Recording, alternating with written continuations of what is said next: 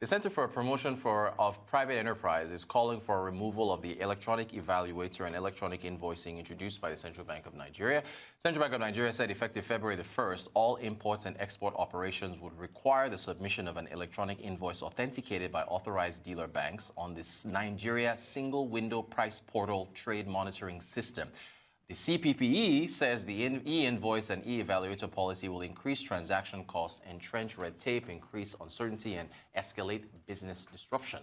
And as we're always giving the challenging topics to our RISE business analyst, Chika Mbono, he joins us now to discuss yet another one again. Chika, good morning to you. Welcome back to Lagos. I'm fine, sir. Good to have you. Yes, indeed.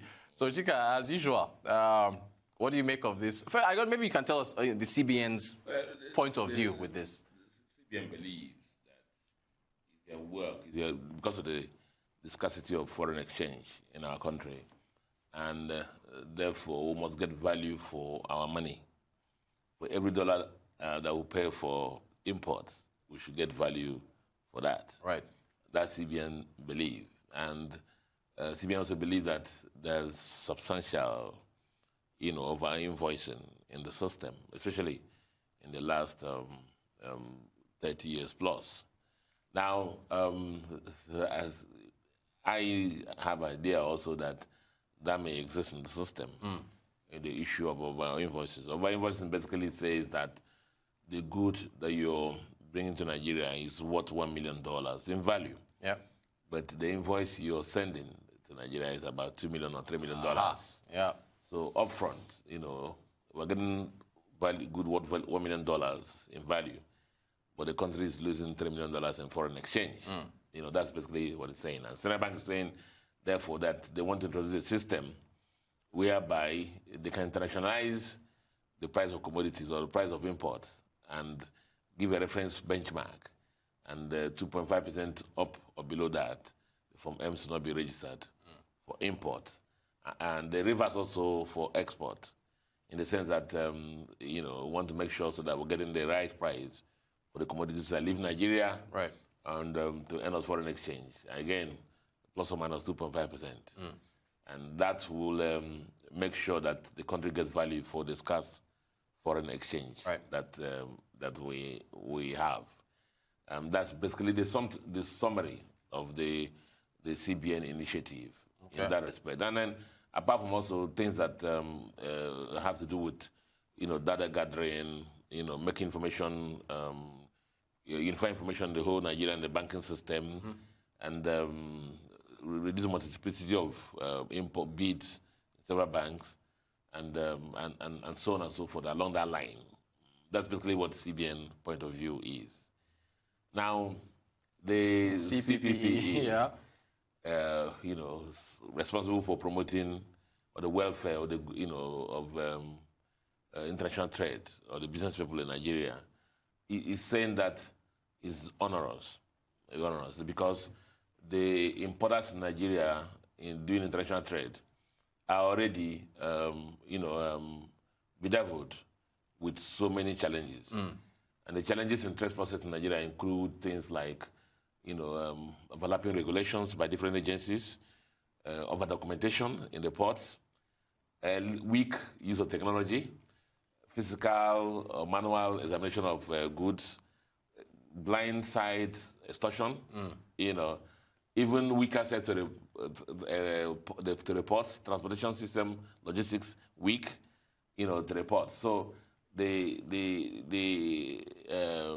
WTO, the DG, who happens to be our sister, and said that those costs, total to about 304% of tariff on international trade in Nigeria, and that's a limiting factor. And so this CPP is saying that as it is now, we have CBN on one hand saying that's over invoicing. You have custom, who are those punching the international traders already on the basis of saying they're undervaluing. Okay. Remember, custom, even though they're supposed to be facilitating trade in Nigeria, they're chasing revenue. Right. Unfortunately, saying that importers are undervaluing. Remember, the higher the invoice, right, the higher the duty custom will will charge. Collect, right. And so a lot of importers are complaining that when their goods even come in Nigeria, the custom, abandons the prices on the pro forma invoices they brought in and scales them up for the purpose of duty calculation. Wow. So you have CBN on one hand saying that, and then custom saying that's on the valuation. In addition to that, there were some other arguments they put out there. The international trade is usually, terms of international trade are usually between the buyer and seller.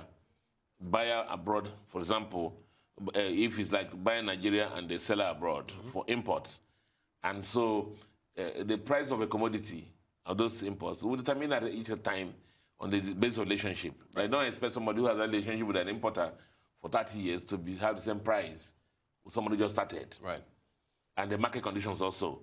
And that CBN, if you don't, this will hurt the CBN process, because CBN says if those prices are not plus 2.5% of the benchmark, the Form M, which is a tool for commencement of trade in Nigeria, will not be registered. And when there's no Form M, there's no import or export. Right. And that's a major issue. Okay. The same CBN is not looking at the fact that trade relationships are between buyer and supplier. And the relationships can affect price over the last 10, 15 years compared to somebody who's just in relation now. Or even country of origin can affect pricing. And the CBN has put all those in a basket to make sure that this new system works. At the same time also, even issue of export. Now, Nigerian exports, for example, the cocoa farmers I've read, are complaining that they have to give discount to be able to push their products abroad. Yeah. And so these discounts will push their prices outside the CBN range. That 2.5% range. Got you. And that would mean also that Form Ms will not be registered. Right. And, so the basket, the combination, the mix of all this will cause confusion for the trading system. And the suggestion is that the CBN should actually meet and consult with everybody, including custom, to make sure that this works for the good of our country. Right. The good of our country is that let's get value for every foreign exchange that leaves our country. Yep. And then let's also get value for every product that leaves our country to be brought into Nigeria.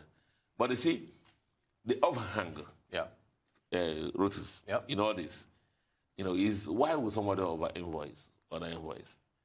Take advantage of something. To take advantage of something. It's because of the arbitrage value in the foreign exchange market. Yep. In the sense that there's a CBN rate and there's a so-called free market rate of a premium of about more than 100 naira. And so if you get an advantage in the CBN rate and take it out and bring it back, if you take $1 million, you can have 100 million naira immediately. Right. And so, which is even more than the profit. On the goods that so those are the issues. The same thing with the exporters also. They are forced to sell their products at CBN rate, whereas they can get it at the industrial rate. And so a lot of things are done to make sure they don't bring the dollars into Nigeria the way they're supposed to bring it, to make sure they get the arbitrage value. So it is those distortions in the FX system and the trading system that cause this challenge. And I think everybody just have to put in their heads together for the good of our country, as I keep preaching, to make sure that the country gets value for everything, either exports or imports. Excellent breakdown, Chika. Thank you so much. Just a minute ago, CRR debit. I think the banks are not smiling. I mean, a lot of the CEOs have complained to me before now. Yeah. A CEO told me that, can I believe that 6% of his deposits is in CRR? So for every 100 naira he gets, he pays interest on 100 naira, and 60 naira it goes to central bank, and with no interest on it. But the CBN has to do is carry out its functions, liquidity management functions for different reasons. Remember, our cash reserve ratio is to 7.5. Yep. Indeed, in this respect, CBN checked the CRR from a lot of banks, and some of them were substantially below the 7.5, and I adjusted it in the normal course of their work to mark it up to the 7.5, and that's what actually has happened. But CBN has continued to manage the liquidity. Have to do their work. All right, business analyst Chika Mboni. Chika, as always, thank you so much for breaking down these issues for us. We appreciate your insights. It's the Global Business Report here on Arise News.